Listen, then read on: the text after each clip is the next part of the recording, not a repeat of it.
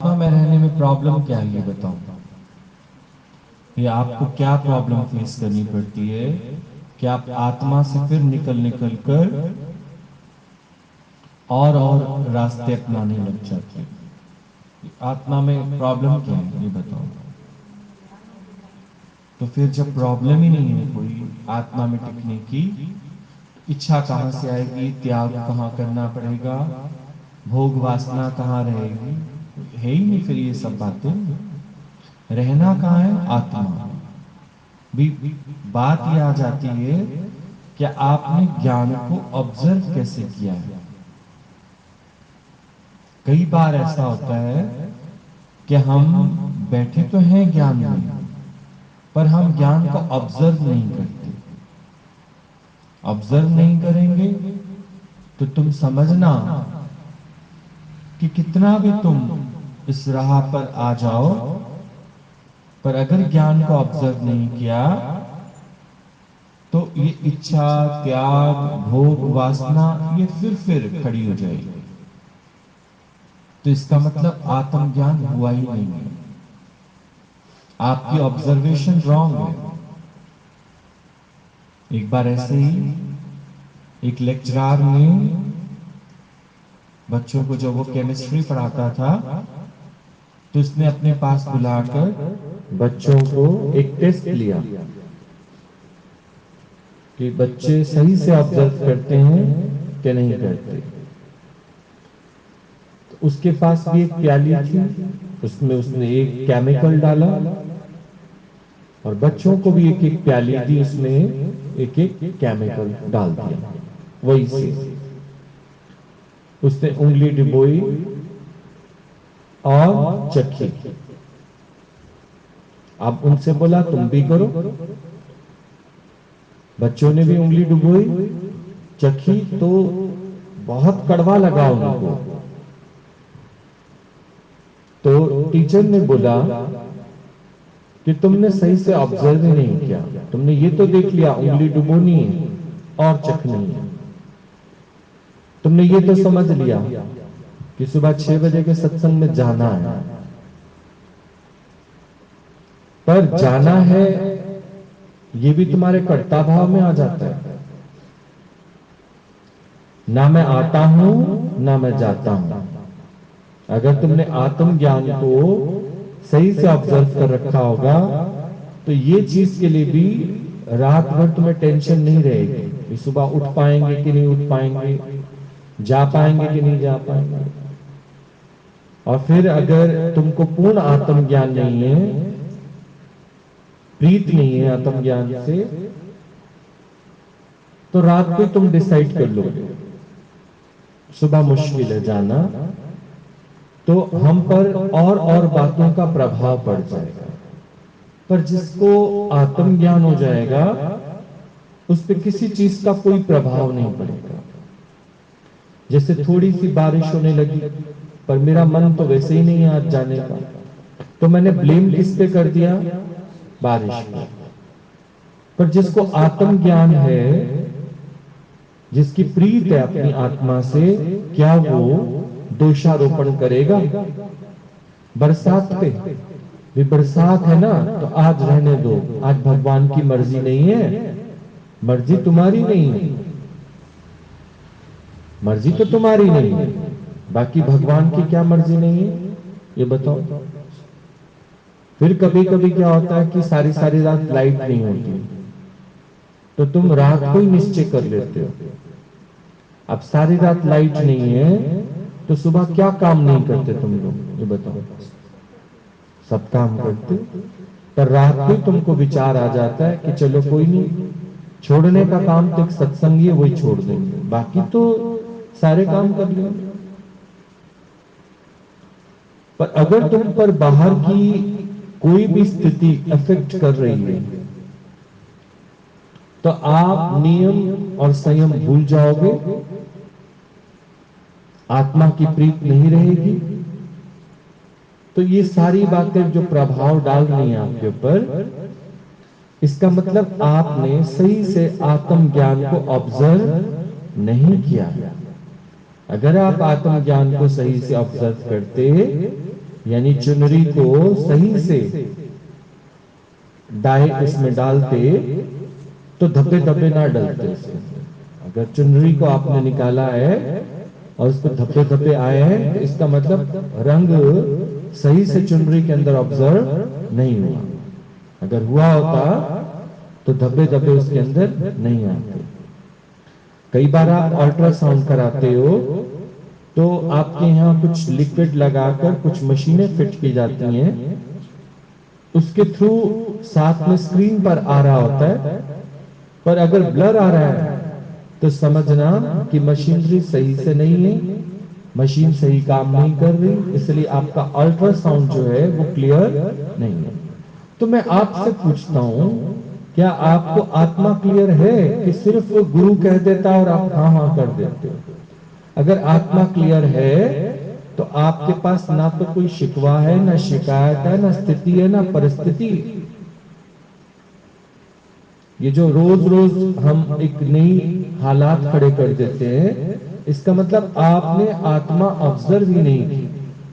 आत्मा को कोई लेना देना नहीं, आत्मा के ऊपर कोई प्रभाव नहीं, कोई बात का प्रभाव नहीं।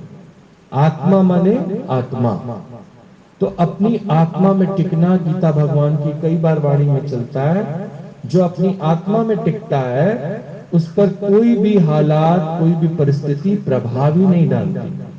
तुम तो छोटी छोटी बात को अपने ऊपर प्रभाव डालने दे देते हो। बात छोटी सी होती है, देखा जाए तो अगर तुम आत्मा में हो तो सबसे ज्यादा इस धरा पर, इस भूलोक पर, इस ब्रह्मांड में सबसे ज्यादा शक्तिशाली कौन है? आत्मा। आत्मा से सब है या सब से आत्मा है? आत्मा से ही तो सब है। तो जब तुम आत्मा में टिक गए हो, शक्तिशाली हो, फिर तुम पर ये छुटपुट बातें क्यों असर करती हैं? भाई आप करोड़पति हो तो छोटे मोटे खर्चे आते हैं तो उसके लिए दुखी सुखी थोड़ी होते हो। छोटे मोटे खर्चों के लिए दुखी सुखी नहीं होते, हालतें आती रहती हैं, पर आपको असर इसलिए नहीं पड़ता क्योंकि अथाह समुद्र बहुत है। इसमें से अगर थोड़ा कम भी हो जाएगा तो हमें फर्क नहीं पड़ेगा। तो आत्मा माने क्या? बेहद के हद, बेहद, अनहद। पर अगर आपने अभी आत्मा समझी नहीं है तो मन बरकरार है आपका। जिसका मन और बुद्धि बरकरार है तो छोटी छोटी हालतें उसके ऊपर प्रभाव डालेंगी और उसका निश्चय बलवान नहीं। तो टीचर ने उन सबको बोला, देखो बेटा, आपने ये तो देखा कि मैंने प्याली उठाई, प्याली में केमिकल डाला, पर आपने ये देखा मैंने उंगली कौन सी डाली और चाची कौन सी? आपको यहां तक तो पता है। आप गुरु का बाहर से तो नकल कर लेते हो, भी गुरु अच्छा भजन गाता है, अच्छे अच्छे दृष्टांत सुनाता है, उसका निश्चय देखा है, उसका निश्चय बलवान है। ये जो आज उसको काम आ रहा है उसका निश्चय काम आ रहा है, ये दृष्टांत काम आ रहे हैं उसको, या उसके भजन काम आ रहे हैं? आज वो पूरा दिन भजन ना गाए, दृष्टांत किससे कहानी ना सुनाए, तो भी क्या उसका निश्चय कम हो जाएगा? निश्चय बलवान होना चाहिए। यहां तो किसी दिन अगर आपको भजन नहीं गाने दिया जाएगा, आपका मुंह बन जाएगा। किसी दिन आपको हरिओम का जवाब नहीं दिया जाएगा, आपका मुंह बन जाएगा। किसी दिन आपके हाथ से सेवा लेके किसी और को दे दी जाएगी, आपका मुंह बन जाएगा। तो आत्मा का निश्चय हुआ कहां आपके? हुआ? आत्मा का निश्चय ही नहीं है। और कोई भी सेवा आप परफेक्टली कर ही नहीं पाता। क्यों? आत्मा का निश्चय ही नहीं। अक्सर आप अपने दिमाग पर दोष दे देते हो, भूल गए, ध्यान नहीं रहा। अरे कितने काम है आपके पास, ये बताओ, जो आप भूल जाते हो। ये जो भूलना भूलना शब्द आप अपने जीवन में लगाते हो, इसका मतलब भूलना भी आपके ऊपर इफेक्ट डाल रहा है। ध्यान कहीं और है, इसका मतलब आप लोगों को बच्चे ने लेक्चरर को ध्यान से ऑब्जर्व नहीं किया, इसका मतलब आपने अपने गुरु को ध्यान से ऑब्जर्व नहीं किया कि वो कैसे फ्री माइंडेड रहता है। इसका मतलब आप फ्री माइंडेड नहीं हो, आप फ्री माइंडेड नहीं हो। सिर्फ आ रहे हो सत्संग में, आ रहे हो जा रहे हो, आ रहे हो जा रहे हो, आ रहे हो जा रहे हो, पर हालत आने पर फिर गिर जाते हो, हालत आने पर फिर गिर जाते हो। नाम के लिए आपने ईएसआई में स्टोन का ऑपरेशन करा लिया है, पर 15 दिन बाद फिर दर्द उठ रही है आपको, क्योंकि आपने परहेज तो किया ही नहीं। डॉक्टर्स ने आपको सारी बात बताई थी, बीज वाली कोई वस्तु नहीं खानी है आपको, पर आपने बोला अब तो मैं ठीक हो गई हूँ, अब थोड़ी सी भिंडी खाने में क्या चला जाएगा, थोड़ी सी भिंडी खाती हूँ, थोड़ा अनार खा लेती हूँ और एक आध अमरूद खा लेती हूँ, ये तो मौसमी फल है, मेरे को डायबिटीज भी है, तो एक आध अमरूद खाने से रामबाण का काम करता है। खुद ही अपने डॉक्टर बन गए, जबकि डॉक्टर ने आपको परहेज बोला था। तो इसका अर्थ क्या है ये बताओ, कि आप पूरी तरह से आत्मा में टिके ही नहीं, आत्मा का निश्चय ही नहीं, क्योंकि आप अपना कोई भी सेवा अगर आपको एक दी है उसको परफेक्टली नहीं कर पा रहे का मतलब क्या है। अभी तो पहली सीढ़ी पर ही आपका पैर कांपने लग गया है, और 10 सीढ़ियां कैसे चढ़ोगे। हर चीज का ध्यान नहीं रखते आप लोग। कोई भी सेवा आपको दी गई है परफेक्टली करो उस काम को, कि वो काम मुझे सौंपा गया है उसमें कहीं भी माइनस पॉइंट नहीं होना चाहिए। आप सोच के देखो, अभी छोटे लेवल का 30-35 लोगों का सत्संग आप होल्ड नहीं कर सकते, तो आपको तो लखनऊ में कभी सेवा मिलेगी ही नहीं। हद से बेहद में तो आप जा ही नहीं सकते, फिर आप जा सकते हो। इतनी इतनी बात पर आप पहली पहली बात ओ शिट भूल गए। वो 2-4 दिन से सत्संग में आ रहे हो, 2-4 दिन से आ रहे हो, 10 दिन से आ रहे हो, साल से आ रहे हो, 1.5 साल से आ रहे हो, रेगुलरली आप उस काम को कर रहे हो, फिर कहते हम तो भूल गए ये बात। भूल कैसे गए? प्रीति नहीं है तुम्हारी, प्रीत नहीं है। आप अपने घर के काम नहीं भूलते, आप अपनी बनावट करना नहीं भूलते, अपना मैं मेरा नहीं भूलते। वो जो भूलना है उसको तो याद रखा हुआ अंदर, छोटी छोटी बातें लोगों की नोट करते रहते हो, वो नहीं भूलते। शिकवा शिकायत आपके अंदर से नहीं जाता। आत्मा में कैसे टिक जाओगे आप? आत्मा में टिकने के लिए आपको पूरा पूरा ऑब्जर्व करना है आत्मा को। आत्मा के पास कोई काम नहीं है, एक ही, जो गुरु नानक देव जी ने बोला, अवर काज तेरे किथे न काम मिले, साध संगत भज केवल। पर आप 14-15 जगह अपनी जान फंसा रखी है आपने, ये काम परफेक्टली नहीं कर पाओगे आप, समझे? ध्यान ही नहीं रहेगा आपका, ध्यान बार बार भटक के जाएगा इधर उधर। आप अपनी अपनी सेवा चेक करना कि उसके अंदर कहां कहां आपका ध्यान भटकता है। भूल जाते हो ना आप लोग, भूल क्यों जाते हो ये बताओ? अपने लिए भूलते हो, किसी पे दोष लगाना भूलते हो, किसी की कमी देखना भूलते हो। जो भूलना है वो तो भूल नहीं पाते। तो आत्मा का मतलब होता है किसी भी प्रकार का कोई प्रभाव मेरी मेमोरी पर ना पड़े। आप तो सत्संग में आने के बाद आपकी मेमोरी लॉस हो गई है, इसका मतलब जब मेमोरी कार्ड ही आपका खत्म हो गया है, ये ज्ञान कहां होल्ड होगा फिर ये बताओ? ये ज्ञान कहां होल्ड होगा? मेमोरी कार्ड भले ही तुमको डिस्कार्ड कर देना, निकाल दो, लेकिन तुम्हारी होल्डिंग पावर अच्छी होनी चाहिए कि आत्मा में टिकना है। कभी ये मत को और मेरे ध्यान से रह गया, क्या ध्यान से रह गया? तो ध्यान कहाँ है तुम्हारा? ध्यान कहाँ है? आप दाल बना रहे हो, नमक डालना भूल गए, तो इसका मतलब क्या? आप इम्बैलेंस हो, आपका ध्यान कहाँ है? तो ये सही से ऑब्जर्व करना नहीं है ज्ञान को, सिर्फ आप नाम मात्र ठप्पा लगाने के लिए चल पड़े हो आत्मज्ञान सुनने के लिए। ऐसे बात नहीं बनेगी।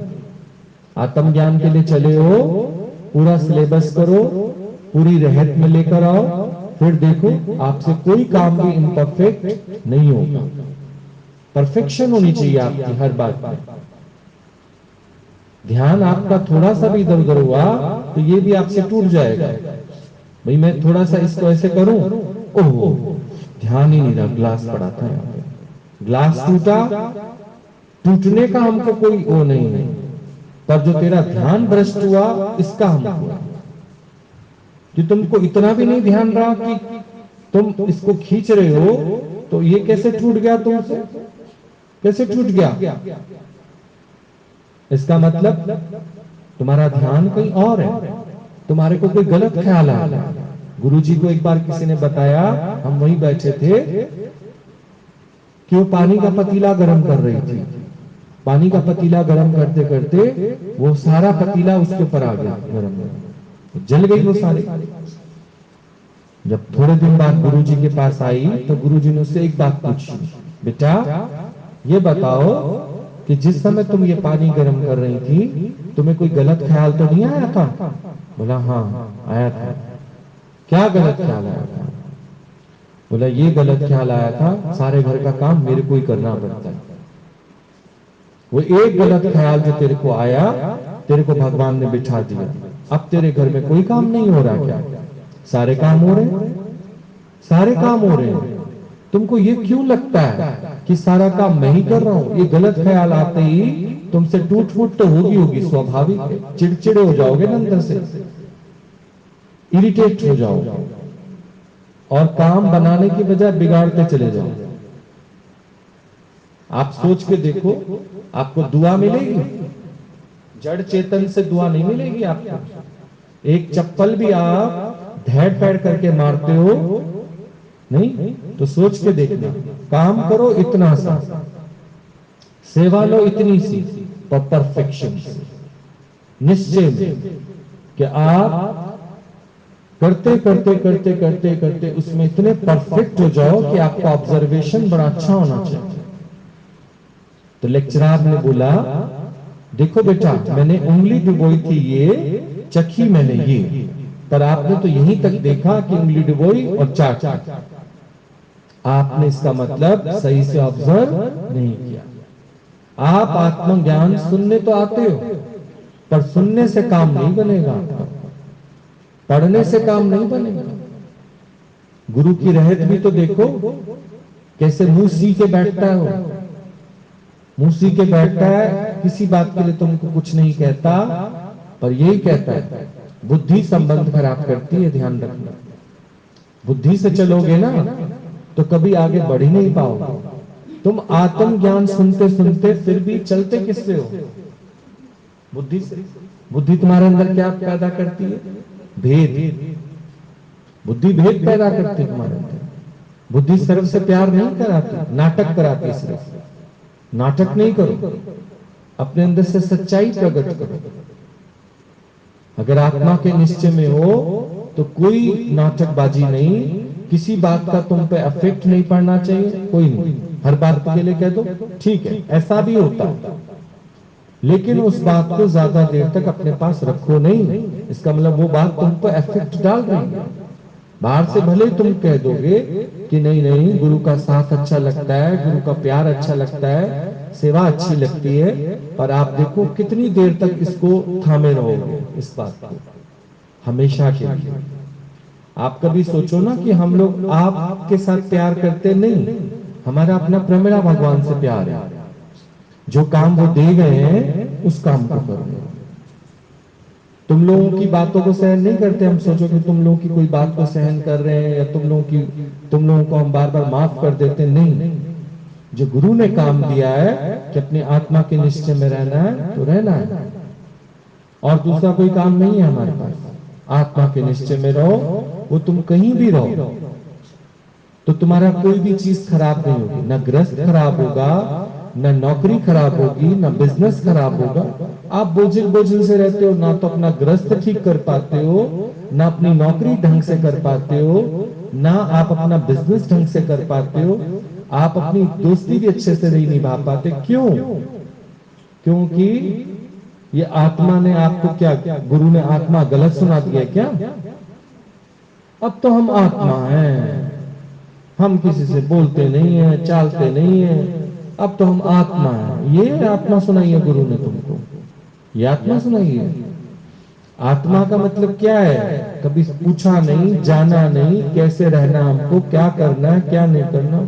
अंदर में गंद भरा पड़ा है, ऊपर से पोशाक आत्मा की पहन ली बस। इसका मतलब आत्मा ऑब्जर्व ही नहीं किया, गंद कचरा निकाला ही नहीं। तब बच्चों को समझ आया कि उंगली डुबोई कोई थी, चखी कोई। आत्म ज्ञान सुनो, पर सुनते सुनते एकदम शून्य हो जाओ। कोई बात का प्रभाव तुम पर नहीं पड़ना चाहिए। इसने कोई बात कही, उसका प्रभाव पड़ गया, उसने कोई बात कही, उसका प्रभाव पड़ गया। कई दिनों बाद हमको पता लगती है, हम पूछते हैं भाई तुम आजकल सत्संग क्यों नहीं आ रहे? वो आपने उस दिन ऐसे कह दिया था ना, तो वो बात हमको लग गई। लग गई?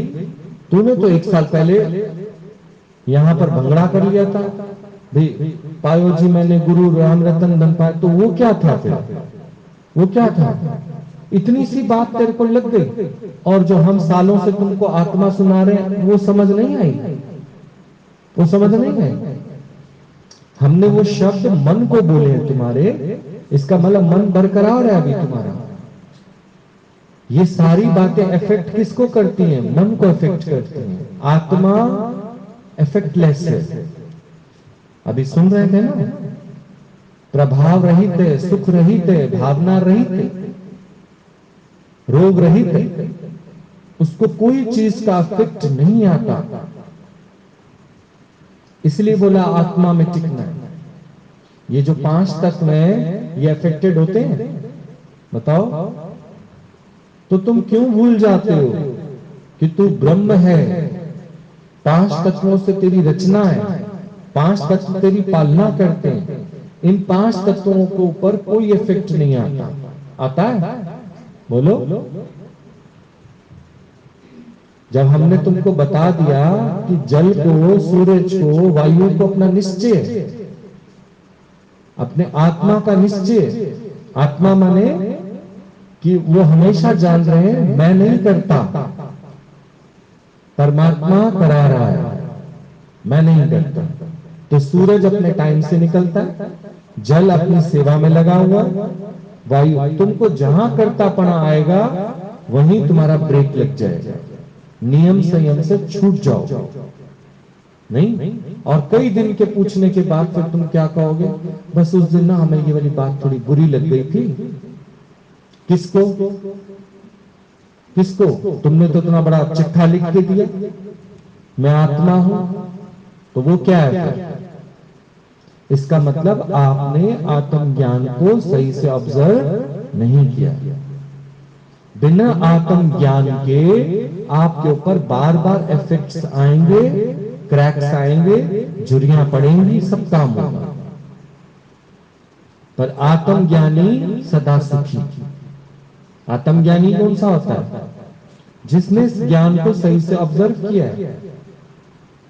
और कितना लंबा चौड़ा ज्ञान है ये? इतना ही तो है। मैं ना, फिर तुम कहते थोड़ी देर बाद मैं हाँ। आज कह दोगे मैं ना, फिर वाणी में कोई बात चलेगी, फिर तुम्हारे मन पे प्रहार होगा, फिर तुम ये वाली बात करोगे। आप देखो घड़ा, मैं कल स्कूल के पास से देख रहा था कि घड़े वालों को वो कैसे चाक पे चढ़ा के मट्टी को पहले धूप में थोड़ी देर उसको सुखाने रखते हैं, फिर उसको तपाते हैं ताकि घड़ा क्या हो जाए? पक्का मजबूत हो जाए। कितनी प्रोसेस से होके गुजरा होगा। पहले मट्टी लाया होगा कुम्हार, फिर उसको पैर से उसने रोंधा अच्छी तरह से, फिर चाक पे चढ़ाया, घड़ा बनाया, फिर थोड़ी देर धूप में रखा उसको सूखने के लिए, फिर उसको गर्मी दी, तप कराया उससे। पर आप देखो इतनी प्रोसेस के बाद भी पानी उसके अंदर कैसा हो जाता है? पानी कैसा आता है उसके अंदर? मतलब अगर पानी डालो तो पानी गर्म रहता है ना घड़े में, ठंडा रहता है। क्यों? वो अपने निश्चय में। मिट्टी जो है वो अपनी खूबी को नहीं भूली। कि हमेशा पानी उसके अंदर क्या रहता है, ठंडा रहता है। तुम्हारे अंदर भी स्थायित्व रहना चाहिए, स्थिरता रहनी चाहिए। गुरु तुम्हारे मन को मिटाने के लिए तुमको रूंधेगा भी सही, मारेगा भी सही, शब्द भी बोलेगा, पर क्या तुम्हारे अंदर उतनी स्थिरता है? घड़े को पक्का हो गया, भाई मैं घड़ा हूं, पर हूं मिट्टी का, हूं मिट्टी का। और ये श्रद्धा भक्ति उसके अंदर होती है, तो इस ज्ञान को अर्जित कर लेगा। तुम्हारी श्रद्धा भक्ति तो 2 दिन रहती है, 2 दिन फिर खत्म हो जाती है, फिर 4 दिन रहती है, फिर 4 दिन फिर गायब हो जाती है। ये क्या है? पीवीआर है क्या? फिल्म बदलती रहती है इसके ऊपर। आत्मज्ञान माने क्या? एक सा रहना। ये तो संसार में होता है, जब हम रिश्ते नाते निभाते, देह अभिमान में रहते, तो ये सब बातें करते। आत्मा मने आत्मा, आत्मा मने खात्मा। अपना खात्मा करके बैठो मन का, इफेक्टलेस रहो, कोई बात का तुमको असर नहीं होना चाहिए। तुम छोटी छोटी बातों के एक्सक्यूज मेरे सामने देकर सोचते हो कि हाँ चलो भैया जी को बोल दिया, खत्म हो गई बात। नो, निश्चय आपका ही कम हो रहा है, मेरे इससे कोई फर्क नहीं पड़ रहा। अगर हमारा साथ करते हो तो समझो कि हम तो इफेक्टलेस हैं, हमें तो उस बात का कोई फर्क नहीं पड़ा। ये फर्क किसको आएगा? तुमको ही आएगा, मेरे को क्या फर्क आएगा? तुम्हारा ही सिलेबस धीरे से कवर होगा, तुम्हारा ही कोर्स, तुम अपने को जितनी ढील देते जा रहे हो, देते जाओ ढील। कोई भी काम तुमने पकड़ा है, गुरु के घर की सेवा पकड़ी है, कोई भी बात है, तुम उसको किस तरीके से करते हो पहले ये देखो। देह अभिमान से ही करते या फिर सेवादारी अभिमान से करते? जिस चीज में अभिमान आएगा वो काम देखना, भगवान तुमसे ऐसा बीच में से मिस करा देगा, और फिर कोई कहेगा देखो ये चीज तो तुमने सही से नहीं किया, ये काम तो सही से नहीं किया, ओहो ये तो हम भूल गए। भूल गए का मतलब क्या हुआ? कहीं ना कहीं अभिमान आ गया। अभिमान तुमसे गलती कराता है, आत्मा का निश्चय तुमसे कभी कोई गलती नहीं कराता, क्योंकि ध्यान इधर से उधर भटकेगा ही नहीं। जब आप ड्राइविंग करते हो तो आप भूल जाते हो कि आप ड्राइविंग कर रहे हो। जब आपका ध्यान मोबाइल में चला गया तो सामने से खड़ी ट्रक के बीच में भी तुमने गाड़ी ठोक दी।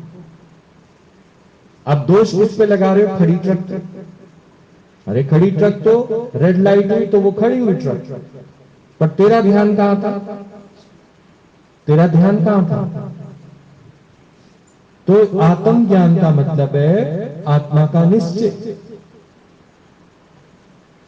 कितना काम होता है भाई, सोचो 35-40 लोगों का अगर आपको एक सत्संग होल्ड करना है, बड़े बड़े शहरों में जाके देखो, हजार हजार लोग हॉल में भरे पड़े हैं, और इतने नियम से संयम से पता भी नहीं चलता, सब काम हो जाता है वहां पर। क्यों? आत्मा का निश्चय, आत्मा का निश्चय। क्यों लखनऊ में जाकर आप लोगों को वाइब्रेशंस अच्छी मिलती हैं? क्योंकि निराभिमानी, सबके सब दीदी लोग निराभिमानी कार्य कर रहे हैं। कहीं भी आप देखो, शब्द भी ऐसा नहीं बोलते हो, कोई बात भी ऐसी नहीं करते, आप तो पता नहीं किसके आगे क्या बोलते हो, किसके आगे क्या बोलते हो, कौन क्या करते हो, समझ ही नहीं आता। विचार करके देखो, ये आत्मा का निश्चय नहीं है। इसीलिए लेक्चरार को ध्यान से देखा होता बच्चों ने, कौन सी उंगली डाली, कौन सा होता। अब आज देखने में तो ज्ञानी भी बिल्कुल तुम्हारी तरह खाता है, पीता है, सब कुछ करता है, पर निश्चय अलग है उसका। तुम सोचो ना, उसकी जैसे नकल करके खा लोगे, पी लोगे, रह लोगे, वैसा पहन लोगे, तो जीवन जो तुम्हारी बनेगी वो निश्चय से बनेगी। निश्चय देखो ना उसका निश्चय कैसा है। निश्चय बलवान है तो पल में मिला भगवान। तो आत्म ज्ञान का निश्चय करो कि कोई बात तुम पे इफेक्ट नहीं पड़ी, ये रास्ता चुना है तो चुना है। जैसे संसार के रिश्ते नाते निभाने के लिए तुम सब कुर्बानी करने के लिए तैयार हो, और जो भगवान से तुम्हारा संबंध जुड़ा है उसको निभाने के लिए तुम क्या करते हो? सोच के देखो। तो आज भी तुम जगत को निभा रहे हो, भगवान को क्या निभा रहे हो तुम लोग? आत्मा का निश्चय का मतलब है एक बार जब मेरा गुरु के साथ बंधन जुड़ गया है, अब मेरा ध्यान पूर्ण रूप से कहां होना चाहिए। तो मैं पूछूं भी ना कि जगत का ये ऑप्शन लूं कि नहीं लूं, नो। पहले पहले मेरा कहां बनता है? गुरु का घर। पहले पहले गुरु का साथ, अगर आत्मा के पूर्ण निश्चय में रहना है, आत्मा के पूर्ण निश्चय में हो तो पहले एक जगह तो निभा लो। कभी उधर निभाते हो, कभी इधर निभाते हो, ये तो फिर क्या हुआ? बैंगन कभी लुढ़क के इधर तो कभी उधर। आप अपने मन की स्थिति को ही नहीं चेक करते। तो अभी तो कम लोग हो, अच्छा भगवान ने लॉकडाउन कर रखा है तो तुम्हें पर्सनली क्लास मिल जाती है। अभी इतना बड़ा बड़ा सत्संग होता है जहां पर 100-150 लोग बैठते हैं, उसमें कहां गुरु इतना तुमको समझ दे पाता है। ये आत्मज्ञान चल रहा है, शुक्र मनाओ कि तुमको पर्सनली इतनी अच्छे से प्रैक्टिकली समझा देता है गुरु कि तुम उसको अच्छे से समझ सकते हो। आत्मा मतलब आत्मा, आत्मा का निश्चय। आत्मा आत्मा बोलने से नहीं होगा, आत्मा के निश्चय में रहो कि प्रीत कहाँ है तुम्हारी। अगर अपनी आत्मा से प्रीत है, जैसे 500 के नोट से प्रीत है, कितना संभाल के रखते हो उसको? नहीं, कितना संभाल के चार गांठें मार के रखते हो, उतनी प्रीत अपनी आत्मा से रखो ना कि इसके ऊपर कोई इफेक्ट नहीं आना चाहिए। जैसे अभी बारिश में निकलोगे बाहर तो मोबाइल के ऊपर थैली चढ़ा लोगे, इतनी संभाल करते हो मोबाइल की, भाई उस पे बरसात की 2 बूंदे भी ना गिर जाए। नहीं, और पैसा भी अगर आपके पास वॉलेट भी है, उसको भी एक थैली में डाल के फिर चलते हो, ताकि उसके ऊपर भी एक बूंद भी बारिश की ना गिरे। और अपने ऊपर क्या चढ़ा के चलते हो? अगर तुम कभी मुझे बोलो भी तो इस बात से उस बात से तो हम कहते क्यों? ज्ञान की पॉलिथीन नहीं चढ़ाई थी इसके ऊपर, आत्मा का निश्चय नहीं चढ़ाया इसके ऊपर। आप देखो पर्स के ऊपर, वॉलेट के ऊपर आपने जब थैली चढ़ा ली और फिर घर आकर देखा तो एक बूंद भी पानी उसके ऊपर नहीं है। तुम्हारे पे एक बूंद पानी क्यों आ जाती है? शिकवा शिकायत की। तो अभी भी मन और बुद्धि जवान है तुम लोगों को, मन और बुद्धि की पालना कर रहे हो। आत्मा का निश्चय होगा तो जितना ध्यान अपने वॉलेट का रखते हो, मोबाइल का रखते हो, उतना ही ध्यान अपने आत्मा के निश्चय का रखना है। ठीक? क्या आता है समझ में? क्या समझ में? क्या समझ में? भाई किसके लिए? जो भगवान के साथ रहते हैं उनके लिए नहीं है। ये 5 तत्व भगवान के साथ रहते हैं, अगर इनके पर ये हालतें आ जाएं, ये छुट्टियां ले लें, तो आप सोच के देखो, तुम फिर कहीं ना कहीं अपने को देह मानते हो, तो फिर इम्बैलेंस हो जाता है।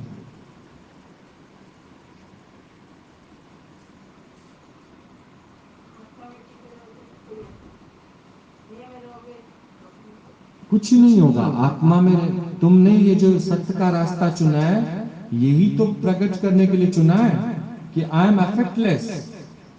कोई बात का हम पे असर नहीं होता, चाहे कोई गाली दे, थाली दे, फूल दे, माला दे, असर ही नहीं होता। हमें अपना निश्चय याद है कि जिस गुरु से ये ज्ञान मिला है, उसको अगर हम अपने तन के जूते भी बना के पहना दें तो भी सस्ता जान। समझे?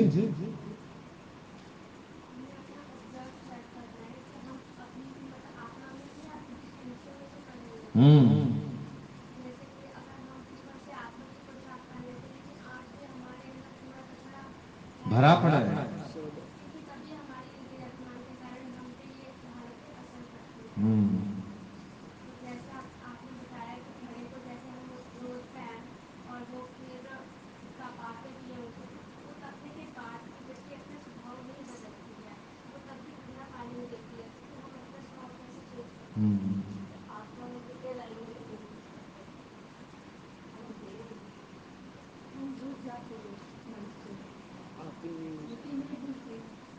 चतुराई नहीं गई ना अंदर से, चतुराई चली जाए तो फिर हमारे पास कोई प्रभाव नहीं है कि फलाना प्रभाव हो गया, ये प्रभाव हो गया, वो प्रभाव हो गया। पार्टीशन हो गया। पॉलिटिशियंस हमेशा कहीं ना कहीं उलझा के रखते हैं बात को। नहीं, अभी देखो ना, भारत चाइना पाकिस्तान, अभी तो कोरोना चल रहा है, अब भारत चाइना पाकिस्तान का उलझा दिया आपस में। कहीं ना कहीं आप देखो संसार उलझा ही पड़ा है। हर 15 दिन बाद एक नई हालत होगी, कभी सुशांत सिंह की हालत आ जाएगी, कभी किसकी, कभी मीडिया को भी काम मिल जाता है अपना। तो तुम वो थोड़ी हो, तुम्हें तो अपना एक रस होके रहना है। ये तो दुनिया में चलता रहेगा, ये आंधी तूफान बारिश लेना देना सुख दुख ये सब चलता रहेगा, पर ये मेरे पे प्रभाव नहीं डालते। शिकवा शिकायत नहीं, हमारी अपनी आत्मा से प्रीत है, हम अपने स्टैंडर्ड से नीचे गिरने वाले नहीं। क्यों अपना स्टैंडर्ड खराब करें हम अपना? आत्मा के स्टैंडर्ड में रहो।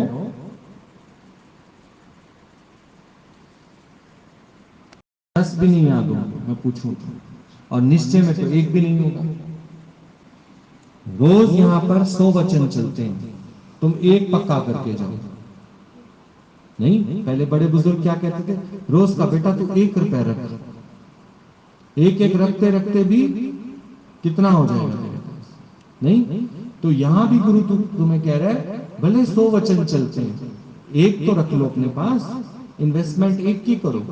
एक एक करते करते पूरा महीना तुम सत्संग आते हो, तो कितने वचन तुम्हारे पास होने चाहिए? 30। यहाँ बोलने के लिए बिठाओ तो कुछ नहीं पता लगता तुम लोगों को। इसका मतलब ध्यान अभी भी मन और बुद्धि में फंसा हुआ है, प्रभाव अभी और भी पड़ रहे हैं तुम लोगों पर। समझे?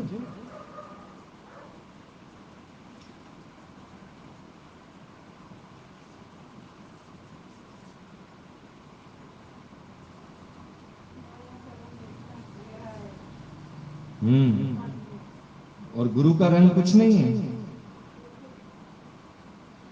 मीरा गई एक बार अपने गुरु के घर, उसको नहीं पता था गुरु किया जाता है।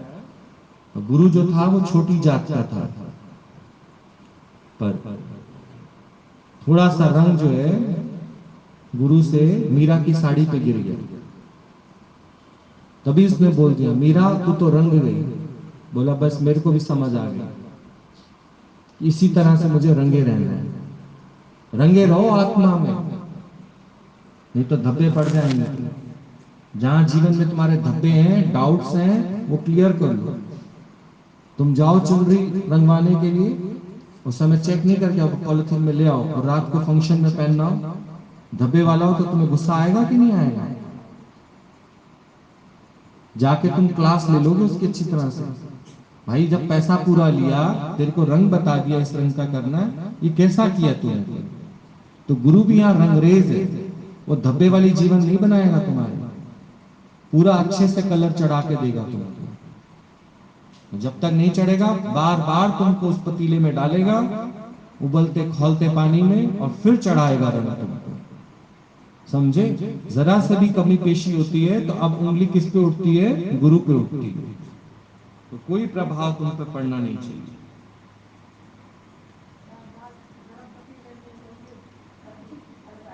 हाँ, ये गरम पतीला है जहां पे रोस्ट में डाला जाता है ताकि पूरा रंग चढ़े। तुम एक दूसरे से भी आपस में बात कर करके तुम पे बड़े इफेक्ट पड़ते हैं। कोई बढ़ने ही नहीं देता ना इस रास्ते पर। आप देखो तुम क्यों आते हो किसी की बातों में, ना वो स्वयं बढ़ेंगे ना तुम्हें बढ़ने देंगे। हमेशा तुम्हारे पास फोन में कांटेक्ट लिस्ट में उस व्यक्ति का फोन नंबर होना चाहिए, उससे बातचीत होनी चाहिए जो बढ़ा हुआ हो, चढ़ा हुआ, उससे बातचीत करो, जिसका रूल्स का नियम है। तुम लोग संपर्क में भी ऐसे लोगों के रहते हो जिनका अपना कोई नियम ही नहीं है, दीन ईमान ही नहीं है जिनका, ना वो खुद बढ़ते हैं और ना तुम्हें बढ़ने देंगे। ये गुरु जी ने हम लोगों को 20-25 साल पहले बात समझाई थी कि बोला उन्हीं का साथ करना जिनका निश्चय मजबूत हो। जिनका निश्चय मजबूत नहीं है वो खुद भी गिरेंगे और तुम्हें भी गिराएंगे, ये ध्यान रखना। तो आज ही अपनी कांटेक्ट लिस्ट से उनको निकाल देना, क्योंकि ये कोई हासा मखौल या ये कोई हंसी मजाक वाली जगह नहीं है कि जहां पर हम आए, टाइम पास किया और घर चलते बने। निश्चय क्यों नहीं बन पा रहा? क्योंकि हमारा लायक बच्चों का संगी नहीं है, नालायक बच्चों का संग है हमारा। तो नालायकी आएगी तुम्हारे अंदर। चलो